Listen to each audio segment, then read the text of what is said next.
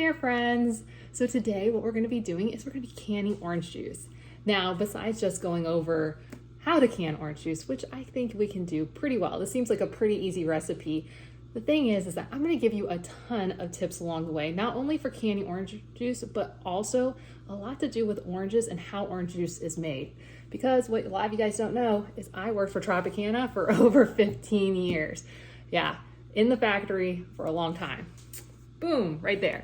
So let's get going. I've got the pot on the stove. We're heating up the water. We cleaned all the canning jars. And so the first step we're going to need to do is take our oranges and start juicing. So the tools that I'm going to be using today is I've got my water bath canning jar. This is balls. I've got my standard kind of canning tool set. All these I'll link in the description down below. I'm going to be trying to do about 5 quarts of orange juice. I'm not really sure how much is going to come from all these different oranges. So that's what we're going to do first. So tools, that's down below. Oh, and then also from Target, I picked up this, which is a nice little hand juicer, which is going to help increase my yields. Because while you could squeeze these by hand, you're just not going to get all the orange juice out unless you're using a reamer. Actually, I don't know what they call these technically, but in the orange juice industry, we call them reamers. And a lot of people always ask me when they find out that I worked for Tropicana, like, so what did you do? Hand squeeze all the oranges? And the answer was always no. But I would always tell them, I'm like, hey, if you are going and you're doing this at home, it's almost exactly what we're doing. It's just we did it with big machines. And it just did it really, really fast. Now I'm gonna be checking each of these oranges because my tree has citrus screening, which a lot of citrus does. Actually, I think it's up to 99% of citrus in the state of Florida has citrus screening. So what that can do is it can make a really bitter taste. And we'll get into the look in a second, and I'll talk you through how you'll know if your oranges are okay or not okay. So what I'm gonna be doing is squeezing one at a time, and then I'm gonna be taste testing it just to make sure like it's okay. So one of my first tips is if you don't have a citrus tree and you're actually going to the store and you're buying oranges, one, you wanna pick the right season when oranges are probably gonna be a lot cheaper. And oranges will be cheaper when it's orange season. And orange season, kind of the quick tip for us Floridians, it's the opposite of hurricane season. So it runs from about November to June, but with citrus screening, that has really shrunk up. Usually now starts late November to just after Easter is usually when we shut down squeezing oranges there. So if you want to get them for cheap, look November, December, January, February, March, April, and usually you should get a lot cheaper prices on oranges. Yeah, that's a good one.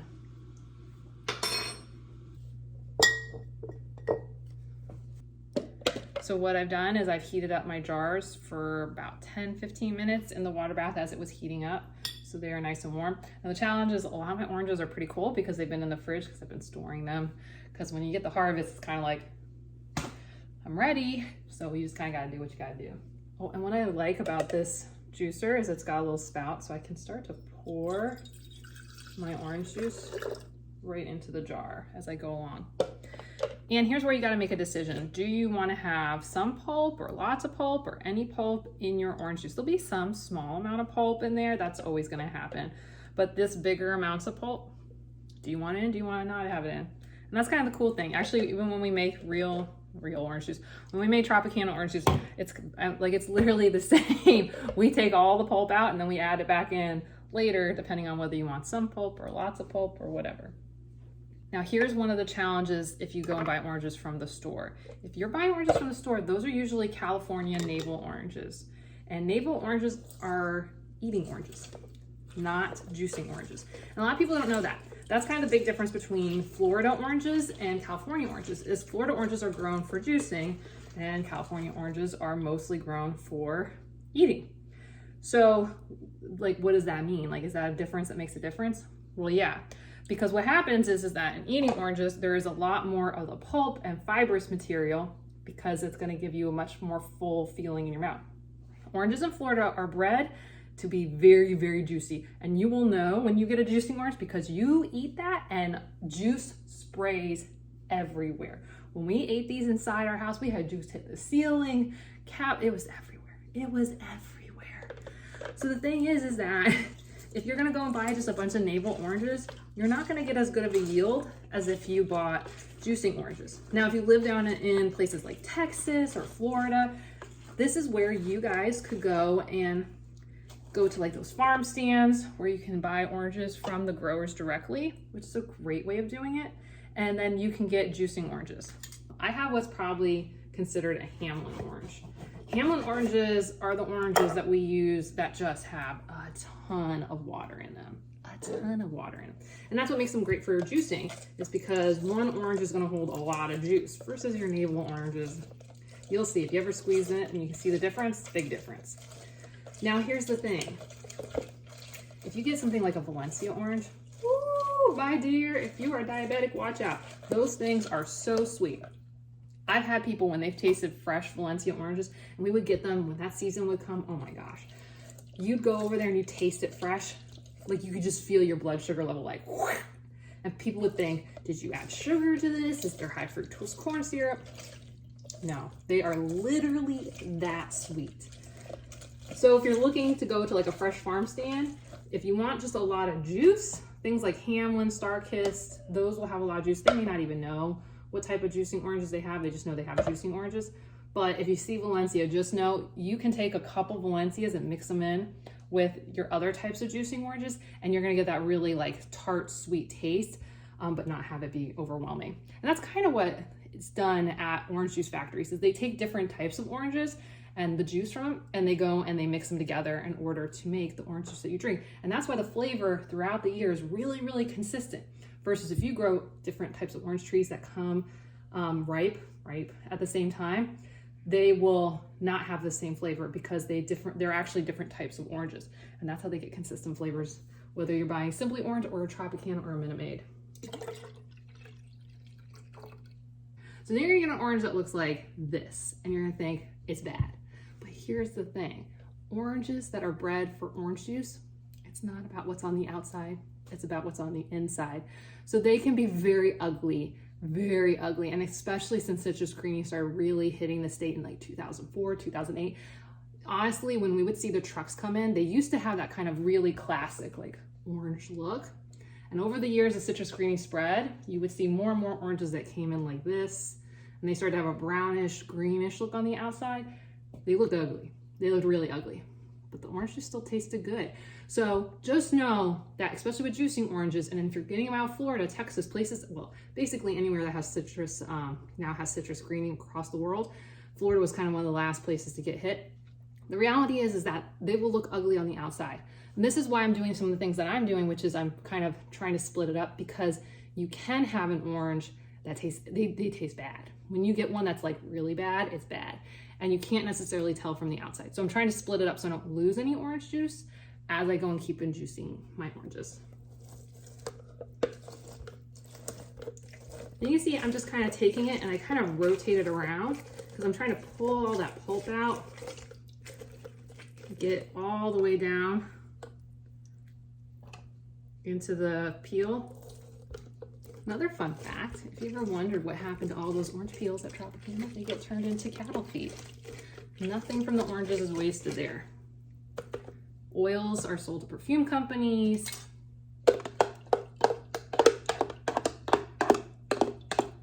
Different types of pulp are sold to things like Mountain Dew to make the Mountain Dew flavor. It's really cool that we actually wasted nothing there. So like here's one of my uglies. I don't know if it's really coming through. You can see it's greenish looking. It's not a pretty look. Let's look at it on the inside. Oops, squirting all over the place. But look at that, it's still really nice. And if you wanted to get less pulp in your orange juice, you really wanted it just to be just straight juice, you can get one of the finer sieves, like this, and this will do a better job. This is literally like more like what we would have in the factory to get the juice out, more than these big open slits that are in my little nice KitchenAid device. But that would be actually how we got the pulp out. And a word of warning of using something like a Breville, again, it goes back to if you've got, these trees are so impacted by citrus screening right now. I do think, because I did use like a Breville like juicer one time on oranges, and I think it's going too much into like the pith and in the peel, and that might be where more of the bitterness is stored. And when I did it that way, we had like, it was, ugh, ugh, it was a bad tasting. So I would be really careful. That's why I switched away from using, because it's fast, but I'm gonna throw all the orange juice away at the end. Like that does me zero good at all. You're gonna wanna empty out the pulp from time to time out of here. Otherwise your juice is just really not gonna drain. You can kind of squish it. Let me see if I can show you. You can kind of just squish it down and you can break open the pulp sacks. That was like a big thing at Trop. We never wanted to break pulp sacks so that you got really good what's called mouthfeel. But you may, if you're not gonna use this pulp, you might wanna break them up and let more of the juice kind of get through.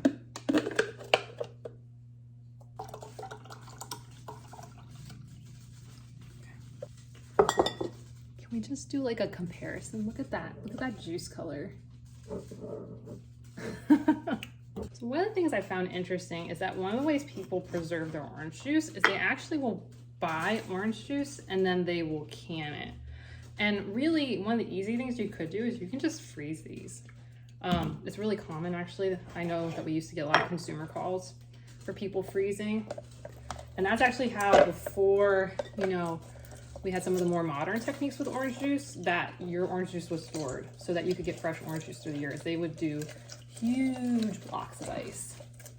And that was how we stored it. So this is one of the ones I'm gonna be worried about that's gonna have that bitter taste. But the big thing with citrus greening is it's all about, it blocks the plant from moving nutrition throughout itself. That's why the leaves end up taking on kind of a very like mottled, spotty look.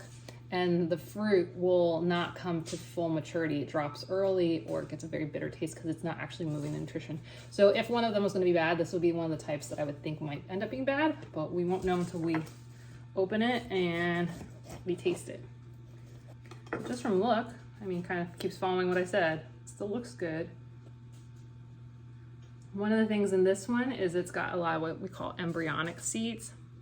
So that means that it's more likely to drop through the slits. So this would be a batch that I would want to just double check that I don't have seeds down in here because we have those little embryonic seeds. Can you see these? So what I'm talking about is like these little things, they're not fully mature seeds, which means they have a much easier time going through screens and colanders than your actual mature seed. See right here? One of the seeds is trying to get through.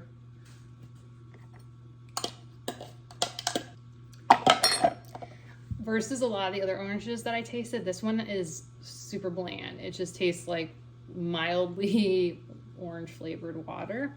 Now it doesn't have any bitterness, so we'll still use it.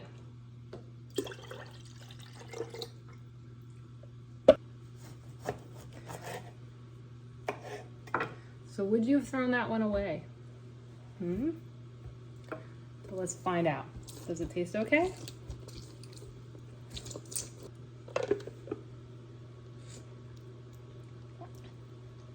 Tart, which is good since these ones were all mild. I really did want today for you to see how ugly my oranges were. I really want people to be able to know, like, while citrus greening is making a lot of oranges look very ugly, the juice inside for a lot of them is totally fine. So don't be thrown off by that.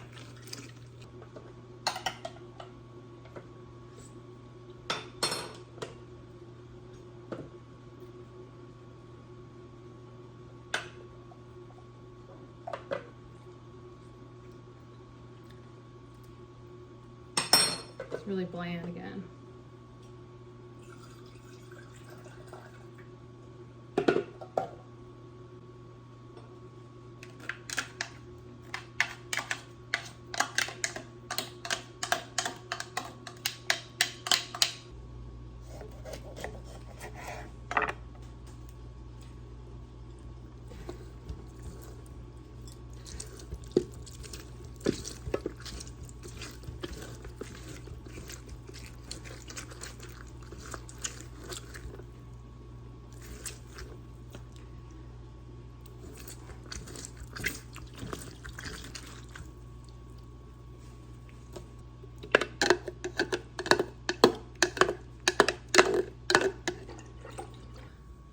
What do we think?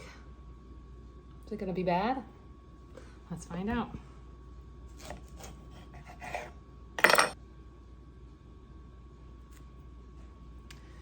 If you were picking oranges, would you have gone by this one? Would you thought, nope, don't want to get that one. Looks bad. It smells good. All right, we're getting close. Those ones are nice. Oh, those were really nice. That's the flavor I like. Just know, when you get juicy oranges, the orange juice, even with the reamer or the juicer, is like, it still gets everywhere. Like I've got juice there. There's juice on the camera. Ah. My arms are literally covered in juice, which will be fun because I got to go harvest out in the garden in a minute. And I'm sure the bees will be very much liking me. I like called it with how many jars I was gonna need.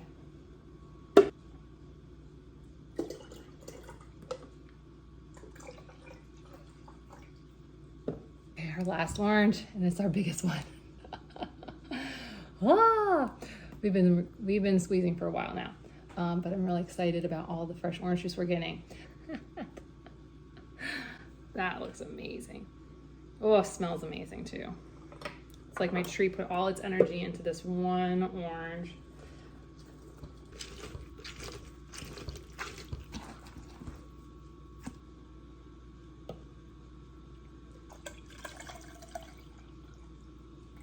So now that we got all these filled, let's get these in the canner.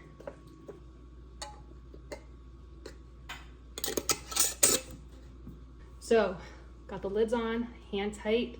We're gonna put them in the water bath. We're gonna let them go for about 15 minutes. And during that 15 minutes, I'm gonna clean up this big sticky mess that I've got, and then we'll pull them out.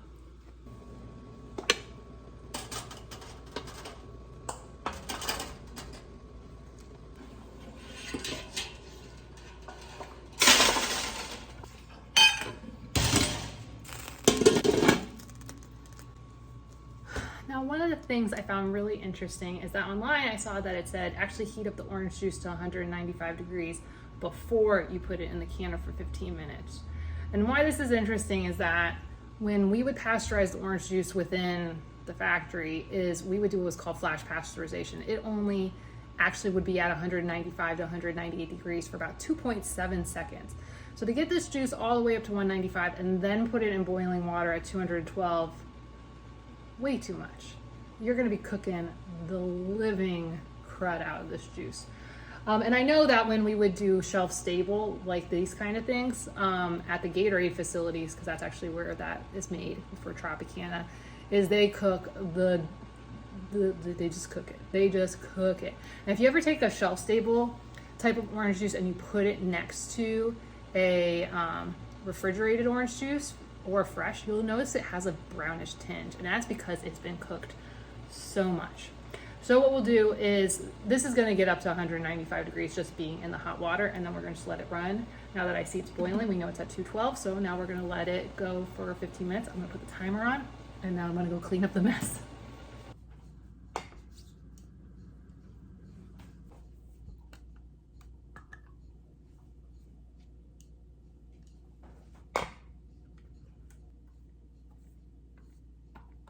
So you may be getting a little weirded out by the fact that this has happened, and this is totally normal for orange juice. That's why on all the bottles of orange juice in the store, it says shake well. So between the process of heating this and the fact that we haven't done any what's called agitation, which is what we would do in the factory, it's just gonna separate.